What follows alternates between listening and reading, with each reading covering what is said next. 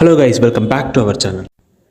Pilot training உண்டான loan details ரெக்யர்மெண்ட்டை நான் உங்கள்கிட்ட ஷேர் பண்ண போகிறேன். என்னென்ன எக்ஸ்பீரியன்ஸ் நான் ஃபேஸ் பண்ணேன் அப்படிங்கிறதே நான் உங்கள்கிட்ட ஷேர் பண்ணேன். பைலட் ட்ரெயினிங்கிறது இங்கே நிறைய பேரோட கனவாக இருக்குது. ஆனால் அதுக்கு வந்து ஃபைனான்ஷியலாக எப்படி நம்ம எஜுகேஷன் லோன் வந்து அப்ளை பண்ணுறது, அது என்னென்ன ரெக்யர்மெண்ட் அப்படிங்கிறது இங்கே நிறைய பேருக்கு தெரியல. ஸோ அதை நான் எனக்கு ஃபுல்லாக சொல்கிறேன்.